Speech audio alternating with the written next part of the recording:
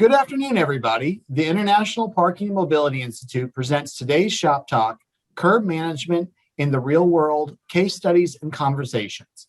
My name is Justin Gernert, and I'll be assisting Robert Farron and Brandley Stanley Cap in moderating today's Shop Talk. As a reminder, today's Shop Talk is being recorded. We will post the recording on IPI's YouTube channel within a few days. Before we start, I'd like to go over a few quick housekeeping rules for today. If you have a webcam and comfortable doing so, we ask that you please turn on your camera. IPMI wants everyone to feel engaged and participate. We'd like to see your smiling faces. We want this Shop Talk to be just like our regular Shop Talks, face-to-face and sharing our ideas. As a reminder, all participants' lines are muted. We invite everyone to participate. To do so, we please ask you to message me through the chat feature if you'd like to join the conversation. Once we recognize, you will be unmuted and you can be allowed to participate. Phone participants can press *9 to raise your hand or press *6 to unmute your line once you've been recognized. We will have time at the end of today's presentations for questions. Feel free to queue up a question at any time by typing into the chat. To access the chat feature, please click the chat icon and then type your question and click send. I will repeat these later in the presentation. Before we get started, I'd like to turn it over to Dave Honorato, Cap, to say a few words about today's presentation. Thanks, Justin, and good afternoon, everyone. I'd like to welcome everyone to today's Shop Talk, Curb Management in the Real World. Before I go on, I'd like to also thank IPMI staff for coordinating all these Shop Talks over the past year and a half now. In today's Shop Talk, we'll hear about the evolution of curb management and the critical role it'll play in us coming out of the pandemic. We're very fortunate to have Robert Farron and Brandy Stanley to share their experience and knowledge of their municipalities, how they're coming out of the pandemic and how the curb is changing and what we can do to take advantage of the curb coming out of the pandemic. Robert, Brandy, the floor is all yours. Thanks. Thanks, Dave, and good afternoon, everybody. Again, Robert Farron with the City of Columbus. Brandy, if you want to introduce yourself. Hi, Brandy Stanley. I'm the Parking Services Manager for the City of Las Vegas. And welcome, everybody, this afternoon. Before I jump into Columbus-specific information, next slide here, just want to give a brief overview of some of the information we've gathered through the IPMI trend survey. So we, through our Research and Innovation Task Force, as part of IPMI, had some questions in the latest IPMI membership survey about trends around curb management. So I want to share this information because it's a good platform to understand where everyone is in the industry. What we found is there are varying levels of management around the curb lane across our membership. So in general, about half the membership who responded to the survey manage the curb, and about 64% manage a curbside program. What you'll see you'll see in this presentation is some uses of technology, but what we found is only 30% of membership right now utilize technology, whereas over 70% has no formal management. When we talk about goals of curbside management, the ones that rose to the top were commercial operation convenience and passenger convenience. Revenue did not actually show up in the top five. There clearly turnover is correlated with revenue, but it was really about convenience from a commercial operation and passenger standpoint. When we asked the question about what changes we plan to make in the next 3 years, it was no surprise that almost half of the survey respondents talked about implementing technology, since only 30% utilize technology today. But you can see, based on these responses, there's a wide range of priorities that municipalities in particular have for the curbside management in the next 3 years, including changing pricing policies, zone eligibility policies, how you establish zones, enforcement practices. Several still had no changes to be made. So you can see that the market is in a there are varying levels of where folks are in terms of managing the curb, and we hope that these two case studies will certainly assist as you start to embark on your curbside management journey. So on to Columbus. Next slide here. This is a picture of beautiful city Columbus when we had events, and hopefully we will program this space along the downtown and the river soon. But want to just give you a quick snapshot of our operation first, because what we also know from IPMI is all of our operations are structured differently, and sometimes that structure can help you understand how we do what we do and how we do it. So in terms of Columbus Parking Services, the next slide, we are a division of the Department of Public Service, nearly 50 staff members. We're currently an on-street operation. We manage meters, permit districts, as well as our neighborhood parking areas. Pre-pandemic, issued approximately 140,000 citations and over 20,000 parking permits. We manage approximately 10,000 paid parking spaces, with a general revenue of about $15 million. Some of our recent initiatives, curbside management is just one of many. We launched an online adjudication process during COVID. We also implemented frontline staff telework, which we're still doing to this day. We're working on fleet electrification for our parking enforcement vehicles, as well as LPR installation. We've taken an asset-light approach. In fact, we have 10,000 paid parking spaces, but less than 3,000 devices out in the field. Most of our paid parking areas are mobile pay only zones. We have a series of parking benefit districts where we reinvest revenue back in neighborhoods, as well as special parking areas where we have in lieu fee districts as new residential and office development comes along. We're governed by our strategic parking plan, which was endorsed about 2-3 years ago. And out of that came the need for more dynamic and active management of our curbside, including our pilot and program that I'm going to talk about right now.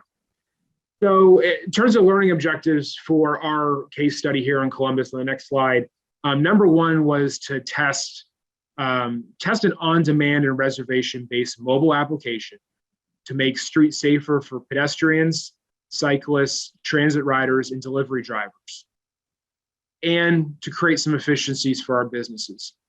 And number two, to better serve and understand the operational needs of freight operators, transportation network companies, or TNCs, or rideshare, and on-demand delivery providers. So from that, we partner with CurbFlow on the next slide here. And what we did was we converted 8 zones or 8 curbsides into loading management zones. Traditionally, as with most cities, our loading zone program is fairly reactive. Property manager or property owner will come to the city and say, I need a loading zone for a specific need for my building or my business. And we will put in signs that say, stopping, loading zone only, and then that's it, off we go. And there's not, one, a system-wide approach to how we establish zones. And two, and more importantly, we're not bringing private sector data to bear to help us understand where those hotspots are. We are trying to solve a very unique need for a singular business or building, and not taking a system-wide approach. And then also, we don't have any visibility into how the zones are being used. We have historically not used apps or sensors or other devices to track utilization of these zones. Whereas in our paid parking spaces, we have utilization data and payment data. So we saw a need as well as an opportunity for the private sector to partner to start to provide visibility into how to establish zones, how they're utilized, and the overall population we're dealing with in terms of freight operators, on-demand service, and TNCs, which we had little to no visibility into. This application allowed commercial and on-demand drivers to register their vehicles to use these zones. And these registered vehicles could use these zones for short-term pickups and drop-offs. Optionally, they could reserve spaces in advance. And then as part of our roadmap, we were planning to charge for the space. However, during the course of the pilot, during the course of the 6 months, we ended up not charging for the space. And you can see on the picture here, we allowed curb flow through a permit to put up flex posts and signage, as well as install their own signage underneath our regulatory signage that still indicated no parking, loading zone, and then we had payment required on the sign, even though, again, we didn't end up charging for the spaces. So on the next slide, I want to start sharing some key stats as to who was involved in this program and how we onboarded folks. So we established these 8 zones, and I'd be remiss in saying that it was a process to get to those 8 zones. Curb Flow brought private sector data that showed where pickups and drop-offs were occurring. And there was hotspot mapping around the city that showed over 50 locations where these zones could actually be installed. And we whittled those spaces down to the 8 as we looked at adjacent land uses, where they peak period restricted, where they turned into travel lanes. Otherwise, did those spaces present some kind of safety or otherwise operational challenge to install? So we went from about 50 to 8. And then we established those zones, then we worked to onboard drivers. And that was a partnership between Curb Flow and the city. And these numbers are really the tip of the iceberg. What we found is this is a vast industry. What you see on the street is the highly visible companies. And of course, there are quite a few logos on here that are both national and local. But what we found was there was an invisible part of the market. It was the on-demand drivers driving their own personal vehicles. It was the box truck that didn't have any identifiable logo on it, along with the large beverage truck, the UPS, FedEx, Amazon. So we found there was both a depth to the depth to the overall market, but also a diversity in their need. You can see here we registered over 2,000 drivers, representing over 100 fleets. What we also found, as you go to the next slide, is when we thought we were talking to Amazon, we're actually talking to one of 4 of their subsidiaries that deliver packages in the Columbus market. When we thought we were talking to FedEx, we were talking to FedEx corporate, but not FedEx ground. And so we started to become better educated on the challenges in onboarding this population and how vastly different it is in onboarding a permit customer in a neighborhood parking permit district, or a taxi company as part of our taxi system, valet, et cetera. But even with that, and even with those challenges, we're able to get some great data out of the program to really, again, provide, we started to see some insight and visibility into how are these zones used. So by and large, you'll see on the next slide, but still on this one, you'll see that a lot of this data is skewed toward on-demand service delivery vehicles. And that's because that group is a pretty marginalized group. They are driving personal vehicles. They are independent contractors. When they receive a ticket, they're paying for it out of pocket. Whereas if a UPS driver is getting it, they are submitting that to their manager at the end of the day.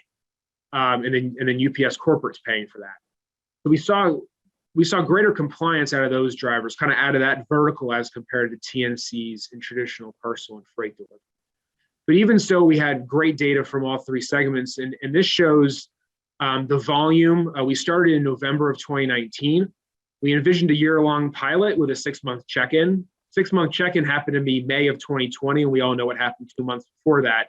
You can see, based on the volume drop-off, what occurred in March of 2020 with the pandemic. And we mutually decided to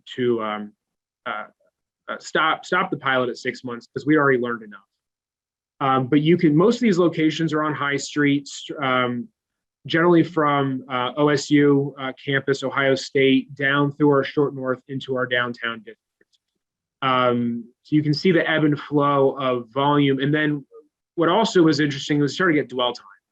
We started to understand how long are these sessions taking. And this was really good information because, at least for Columbus, I think probably like a lot of cities, we measure our sessions in hours. We design our beat routes for enforcement in hours, not in minutes. So what we found, we kind of knew anecdotally, but then we found through the data is these are micro sessions. So we also saw the challenge and opportunity of how do we enforce how do we monitor these zones given how short these sessions are. If you go to the next slide, some other key stats. Again, it shows the profile, and again, heavily skewed toward on-demand delivery. We met with UPS, we met with FedEx, we met with Amazon, we met with DHL. One of the big takeaways was, thank you for setting up these zones. We need more of them. And also we need some automation. And I'll get to key takeaways in a minute. But again, because it was skewed toward on-demand service delivery, a lot of the data, again, is representative of that vertical. But, this is a great quote. And I think what we heard from our businesses is the city identified a problem. The problem was unsafe conditions. The problem was inefficiencies in the system.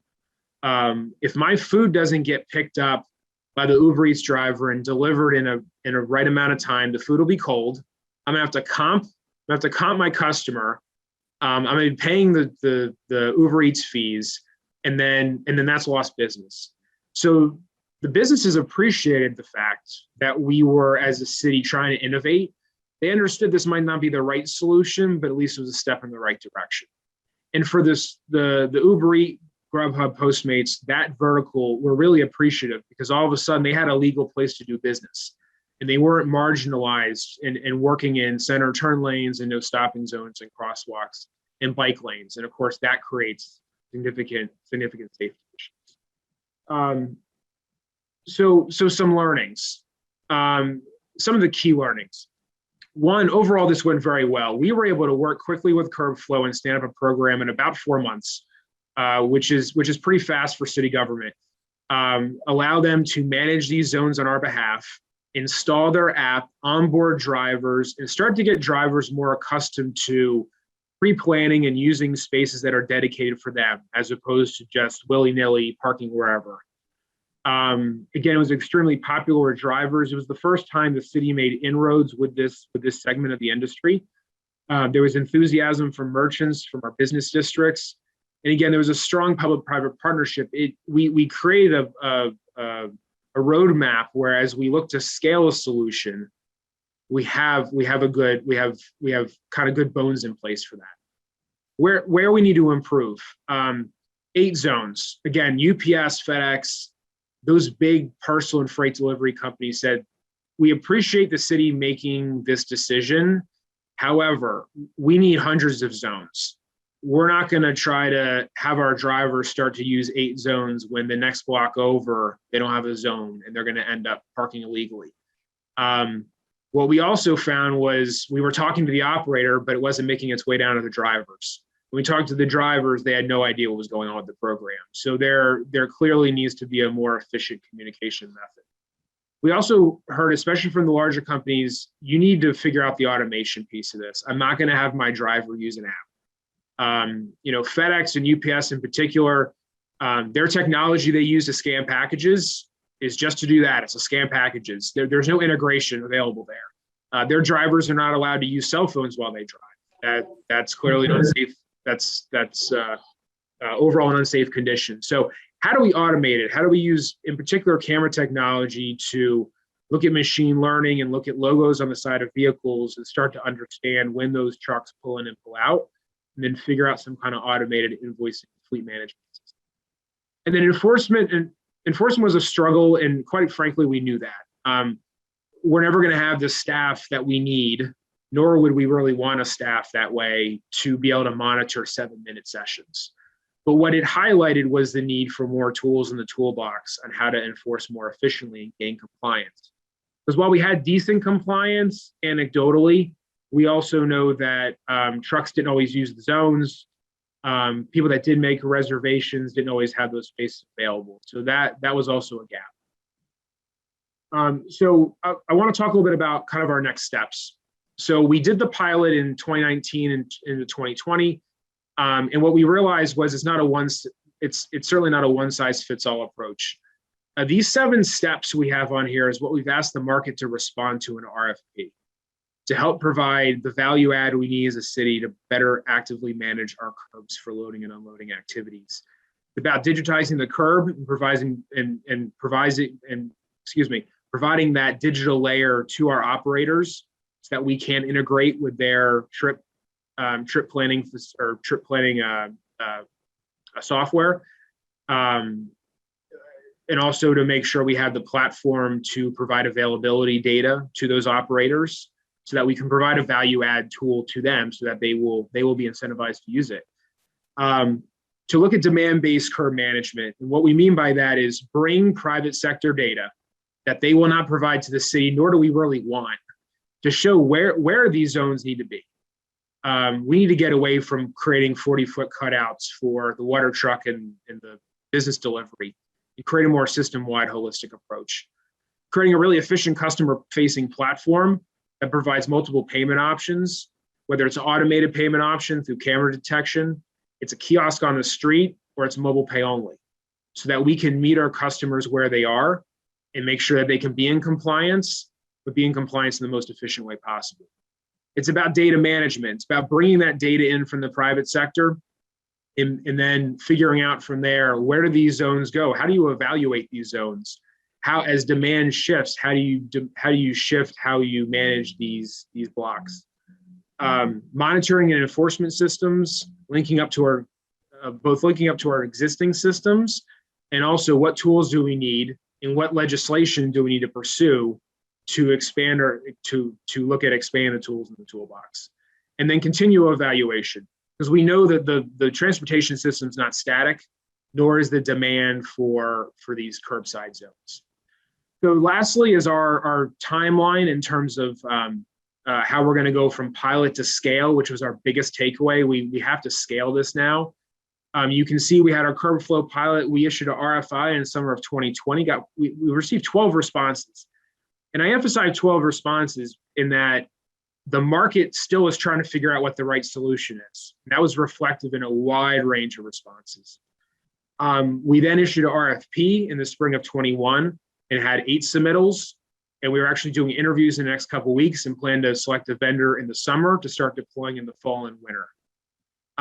So I put this on here kind of as the last step because this is a journey. We've learned a lot through the process. As cities go through this process, there's a lot more questions and answers as you move through it, but taking the time and being diligent and working with stakeholders is key to try to find that right solution. So with that, we're going to save Q&A for the end. I saw a bunch pop up. I'm going to start taking notes on some responses, but now I'm going to pass it off to Brandy to talk about what's happening in Las Vegas. All right, thank you, Robert.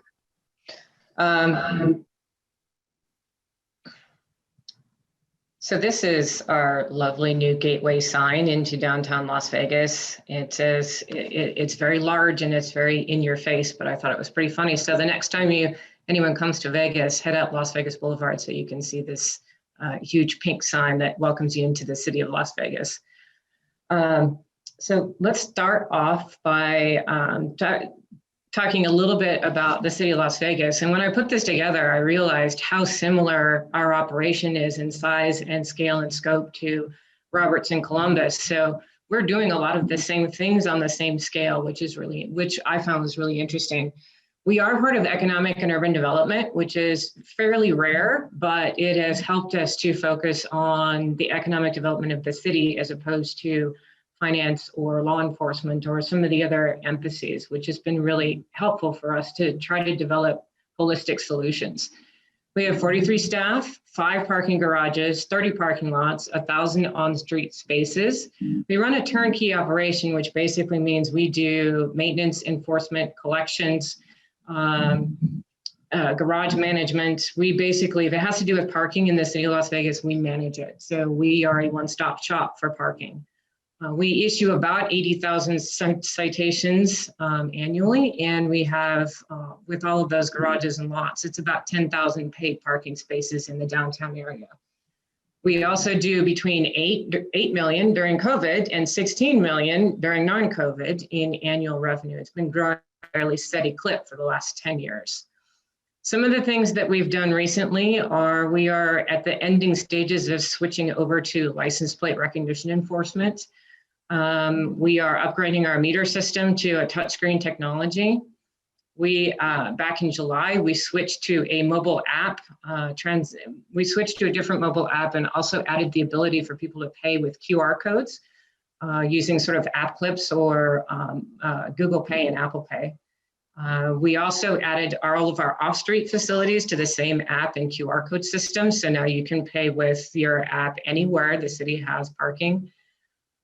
We have done an Uber staging area and the passenger loading zone pilot too, both of which I'm going to talk about today. And we just started doing a strategic parking plan for an up and coming neighborhood that is experiencing explosive growth and has a huge parking problem. So that's kind of where the city of Las Vegas is. And if we go to the next slide, what I'll do is the reason we actually started tackling this problem was because of what is shown in this video. And it was brought to us by our enforcement officers who were incredibly frustrated with their inability to make any change whatsoever in the behavior of some of these drivers. So this is a corner of Fremont Street and Las Vegas Boulevard, and one of the busiest intersections in the city. And you see people getting out of an Uber or Lyft, and people are blocking the sidewalk, they're blocking the crosswalk and everything like that. And this is just, I mean, this happens all the time. So now you see they unloaded, and then there's another party that just gets in.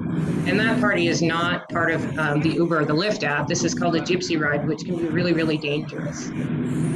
So on Friday and Saturday nights, this is what our downtown is like on so many streets. It just stops the ability for anyone to move efficiently throughout the city. So we didn't tackle too much the commercial deliveries. Most of the commercial deliveries we've sort of figured out because they mostly happen during the morning. So we were really concerned with TNCs, taxis, limo, shuttle, tour bus, pickup and drop off, which really was affecting negatively congestion as well as our ability to move people throughout the downtown area on the tourist side, which is obviously our bread and butter in the city of Las Vegas.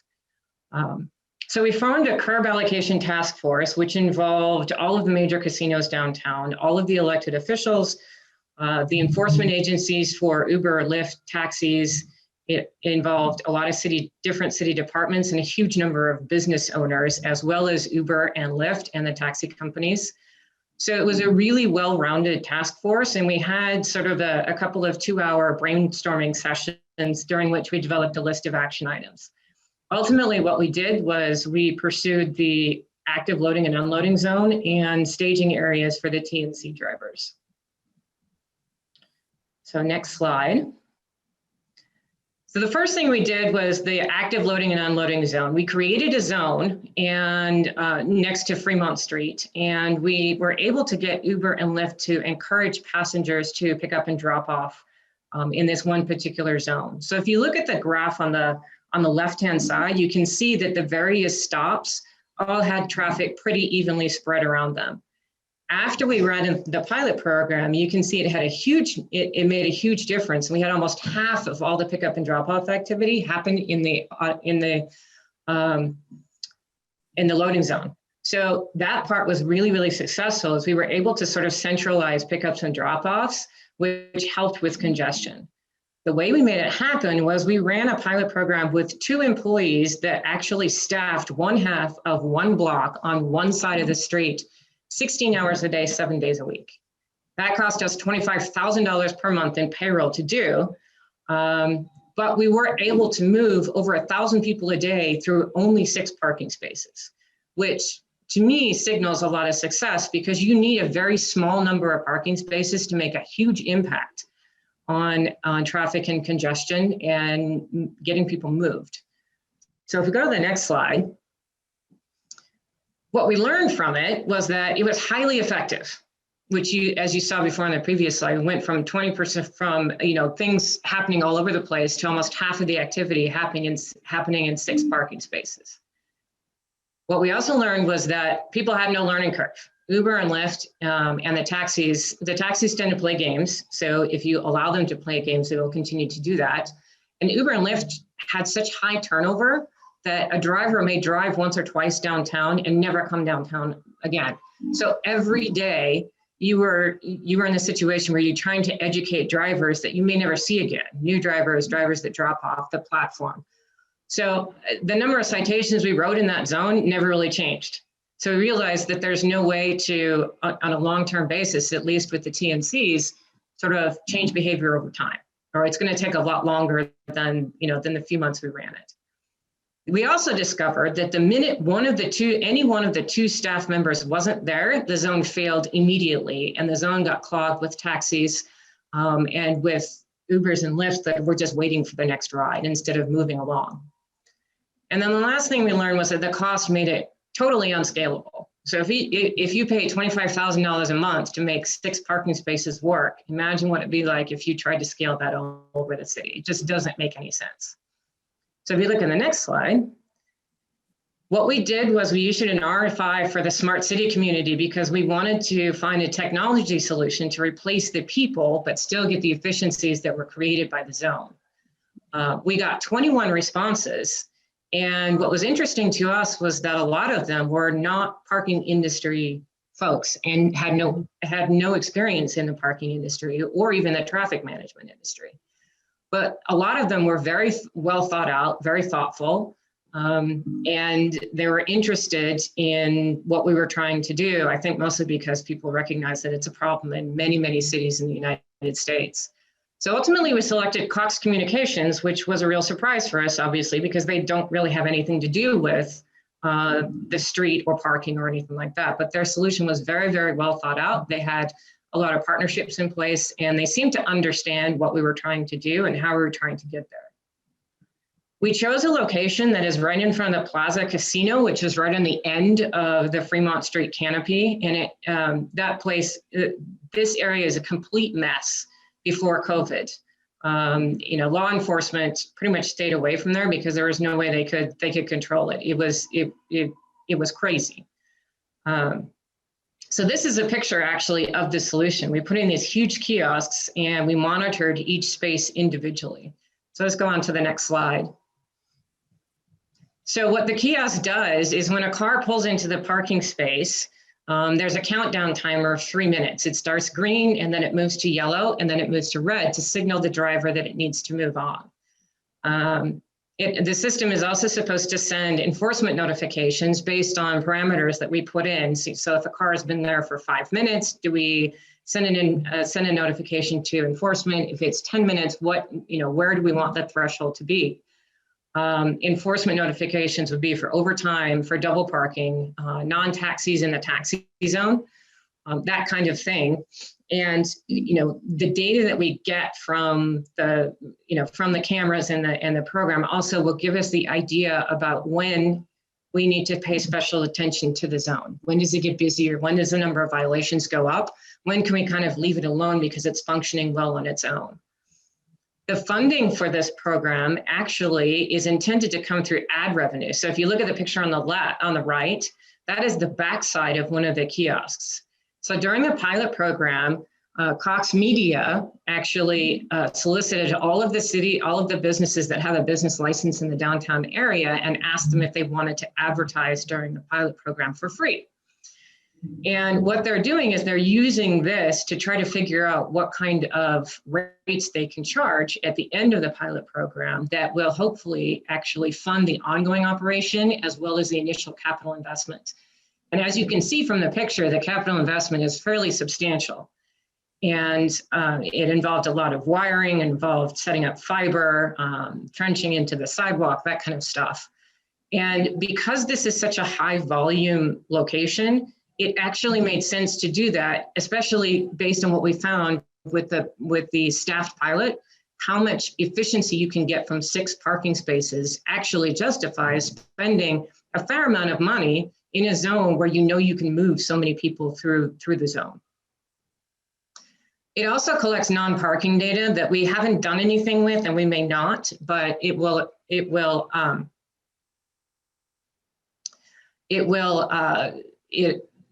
collect foot traffic volume, which helps with advertising revenues. It collects some types of cell phone data, traffic counts, a lot of different things we've gotten from the cameras. So if you go to the next slide, here is some of the data that we've gotten from May. You can see that about 75% of the time, there are no violations, which we think is a good thing because basically it means that the drivers intuitively understand how it works, what they're supposed to do, what's expected of them. They get on with their business and then they move on. And the graph below shows you, this gives us great data because we know when the violations are higher, which is between 6 and 10, between 6 and midnight. And typically this is on Fridays and Saturdays, which isn't very much of a surprise. But you can also see that as activity picks up, the violations tend to stay fairly steady, which means that the zone is working, honestly, because there's enough space for the increased demand to be able to accommodate everything that's going on in the zone. So we're going to use this to sort of tell our staff to pay special attention during certain times of the day and certain days of the week, which is invaluable, as opposed to the 16 hours a day, 7 days a week we were doing before. So if you go to the next slide. Here are some of the things that we also learned. One is, I've gotten this question a lot from a ton of people, is how do you measure success? Well, the answer is we can't really compare it to pre-COVID metrics because we didn't have any. And when COVID came and when COVID happened, obviously there was no traffic. So all of the data that we're gathering right now, in fact, the data that I'm showing you is from the last month, which is not normal Las Vegas. So we used the time, and Cox used the time to get the technology in and up and running so that when traffic picks up like it has over the last week or two,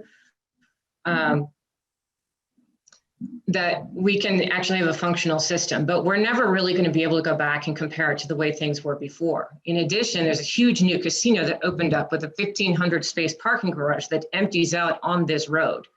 So whatever data we may have collected prior to COVID is rendered irrelevant by 1,500 space parking garage dumping out on the road.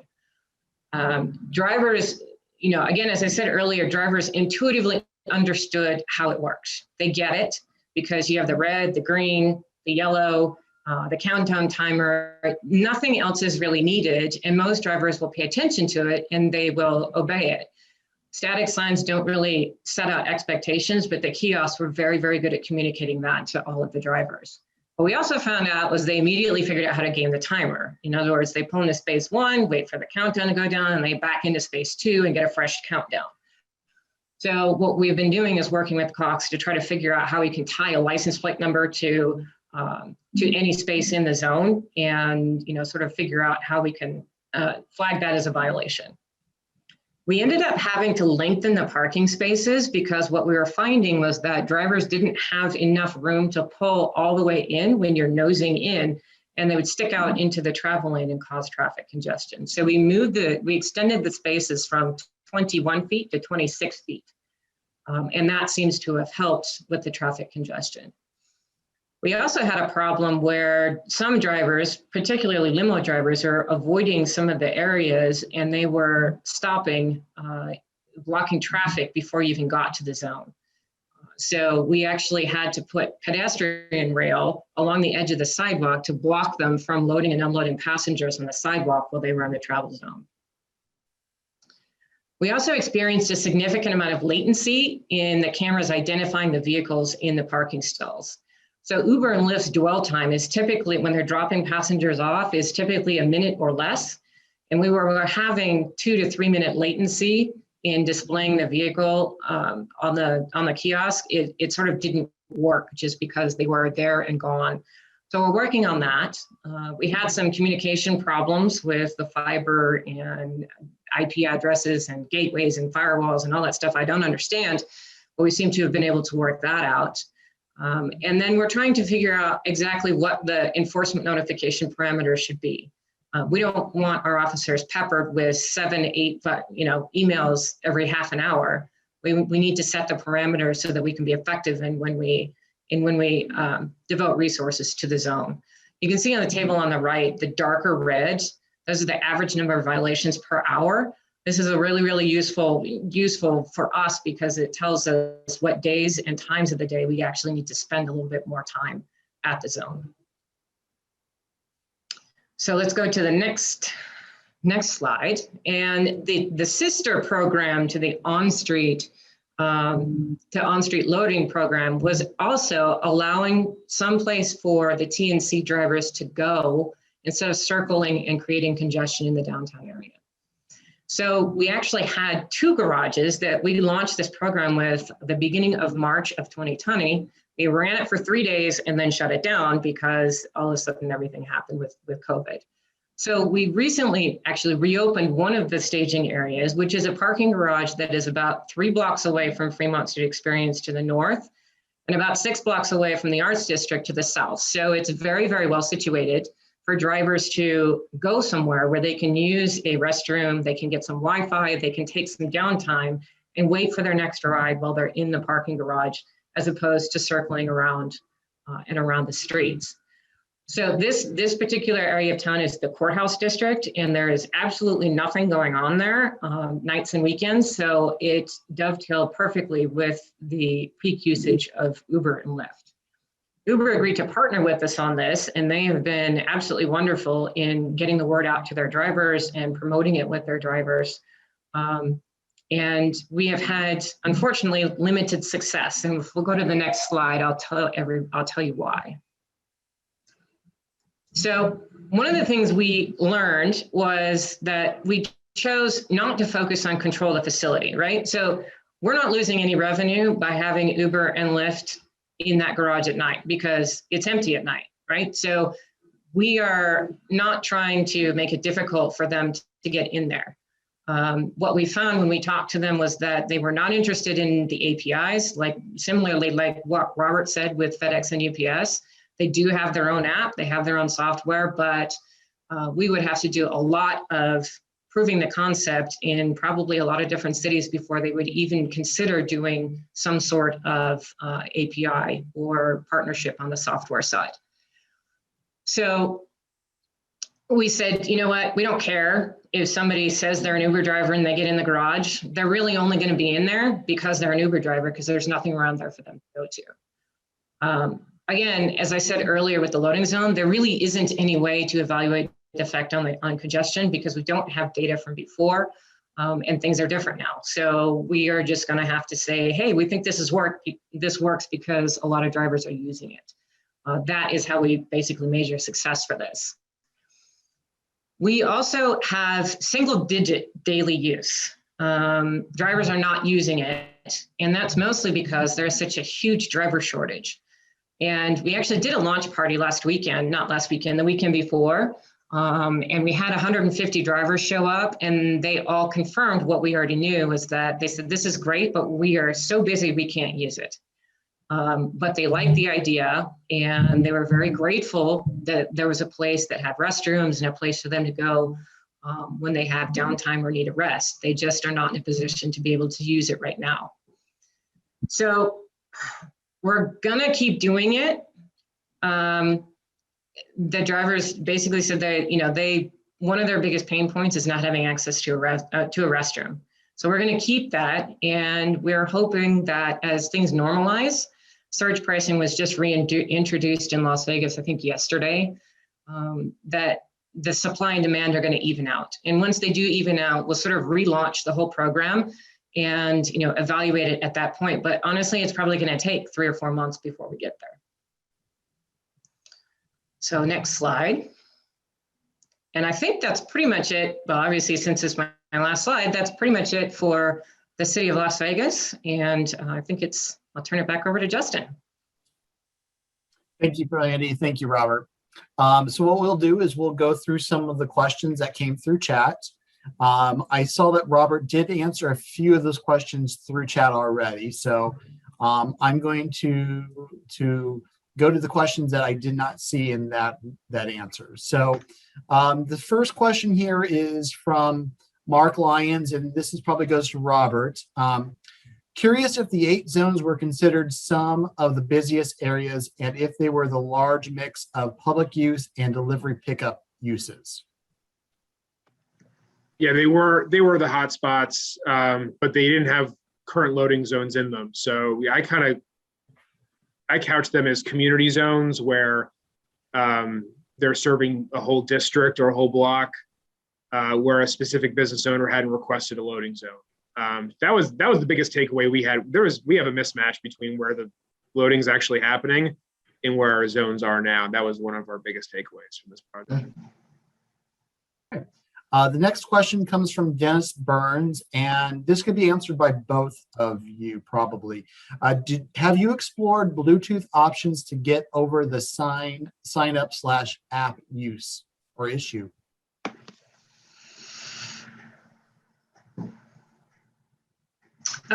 So we haven't, because Bluetooth is a great way to communicate, but it has to be tied to some sort of app or payment method or something like that. I mean, it would probably be pretty effective, but it is only as effective as what you have once you establish the connection, which that's going to be a little bit challenging. Again, that doesn't involve an app.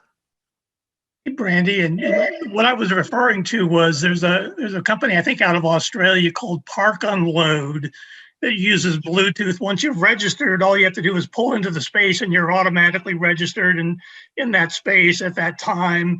So it's something that could be very effective for the UPS and FedEx driver types, just to make it easier on the drivers. That's what I was referring to. Mm.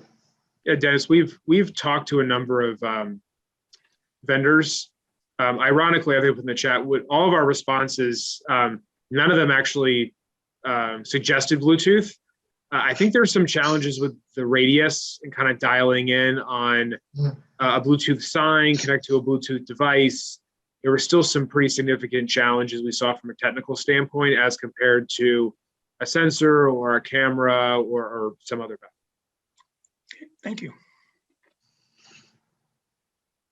All right. The next question is from Jason Kashmir. Do you also have bike lanes that incorporate this issue even further? I believe this is a question for Robert.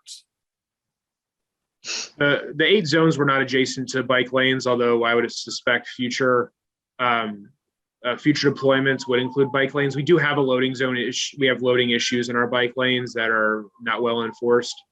But as part of the pilot, we didn't have any zones adjacent to bike facilities. We didn't either, but it doesn't mean that we wouldn't. If we end up scaling the program out, I can imagine that it would be adjacent to bike zones, which makes it difficult for the people riding the bikes, but we need to be able to use the parking areas. The next question is from Mike Esty. When you scale more broadly, do you still anticipate the level of intensity of vendor signage and staff ambassador approach? And are you, is your 8 bays in the pilot block half block shorter? Do the 24/7 capacity and pricing by time of day accordingly, maybe longer term objective? I'll defer to you, Brandy, first on the staff. You talked That's about a lot of questions all in one. So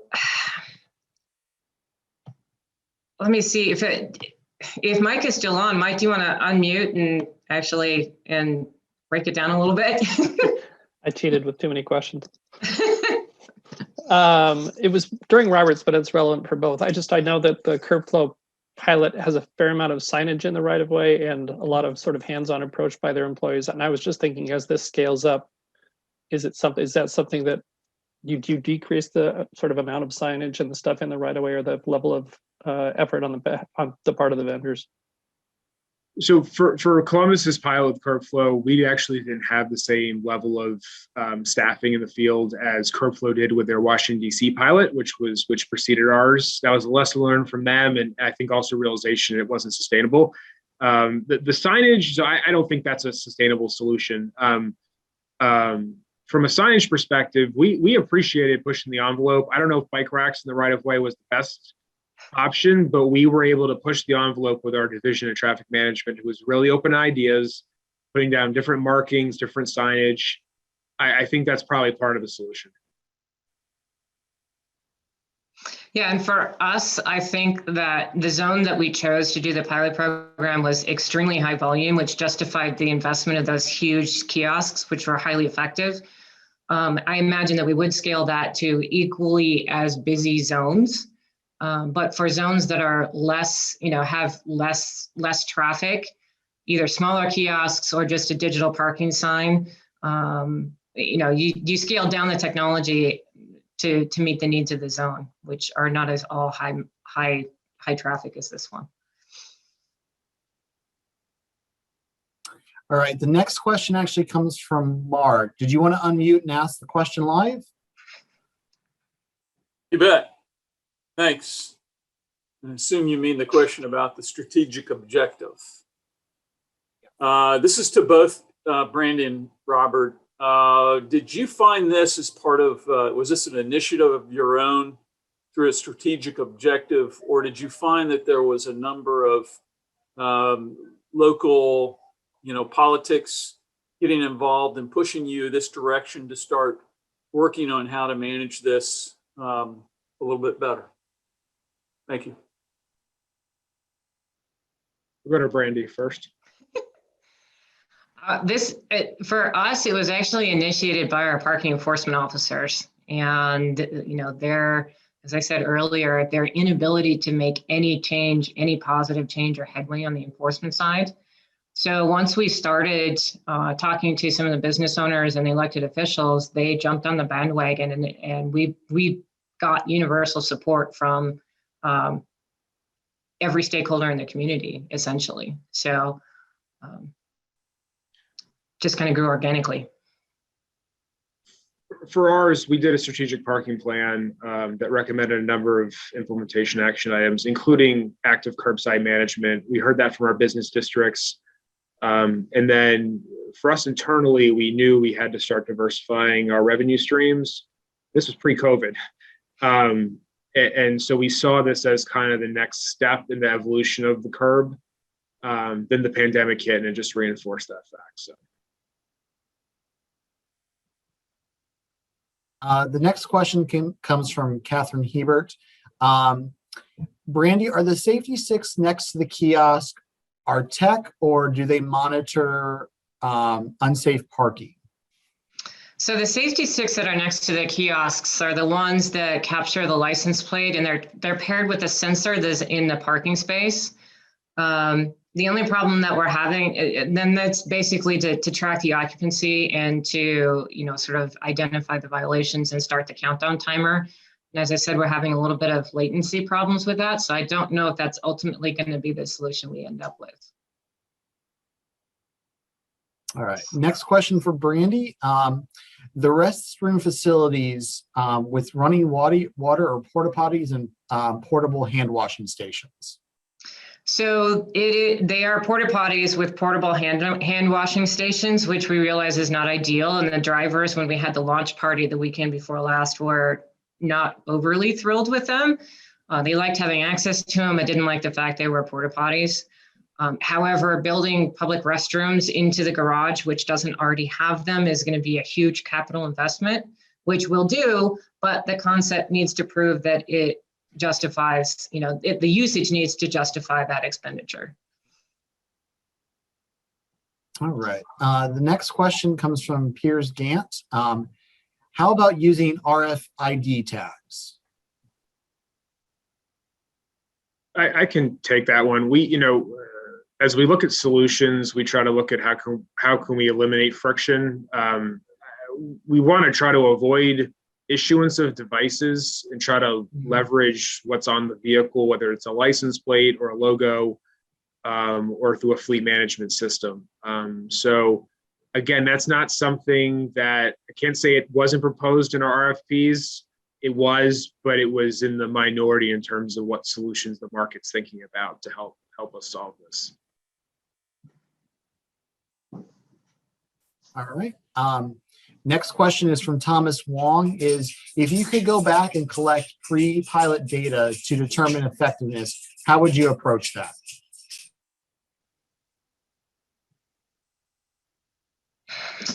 For Las Vegas, I'm not, again, especially for the loading zone, I'm not sure pre-COVID data would actually be relevant now, again, because of that big casino and the big parking garage that drastically changed the character of the street. If we were going to do pre-COVID data, we would obviously do traffic counts, either manually or all of that. We would try to leverage cameras that were on the streets to capture license plates of the traffic going by to see if we could identify repeat vehicles that were just circling the block on and on. But again, it takes a pretty big investment to even get to that point because you have to install all the infrastructure and then figure out how to ingest the data. So that's a tough one. And I'm glad we don't have to tackle it because we didn't do it. We looked at incidents of double parking and parking no stopping zones and things of that nature pre-pilot. I failed to mention we have a white paper on our website at parkcolumbus.com under loading. There's a white paper on our results, including the safety. I would say we probably need to be a little more systematic in how we collected the before and after data, but we did look at some of the safety aspects. Did we make improvements? And we did around those zones. The next question, and this will be the last question for today's session. This comes from Mitesh Shorter from GTechna. In terms of enforcement, you probably tried ignoring having a person standing and monitoring the plates at all time. What other strategies have you explored to have a consistent monitoring, and is it a favorable or most recommended? I'll say from our standpoint, we see LPR technology as part of the solution. We also know there's legislative challenges in the state of Ohio to do that. So once we onboard our vendor and determine what the right solution is, knowing that the solution may not be the same for every one of these zones, then we'll start to tackle what we believe to be some legislative challenges we have to overcome around automated enforcement. So for us, automated enforcement is nowhere on the horizon. There was the last legislative session, there was something that was brought forward to allow that type of enforcement for bridge safety, and it's never made it past the first conversation in committee. So that is something that we are not going to tackle anytime soon, and we'll just have to figure out how to manage it without automated enforcement. Well, I want to thank Brandy and Robert for being here today. This was a great conversation. I also wanted to thank everybody for joining us, and also to remind that we can continue this conversation on IPMI's forum at forum.parking-mobility.org. And we'd like to ask you to join us for our next Shop Talk in August. In addition, early bird registration is now open for IPMI's Parking and Mobility Conference and Expo. The conference will be held November 29th through December 2nd in Tampa, Florida, and we encourage everyone to register today, and we hope to see you there. Finally, we'd like to encourage you to stay connected, to visit our Stay Connected page. Our community has a long history of being resourceful and helpful during good times and difficult times. IPMI wants to thank you for your membership, your support, and your willingness to jump in, connect, and your dedication to the industry. Thank you again for joining us for today's Shop Talk. You may now disconnect. Thank you. Thank you.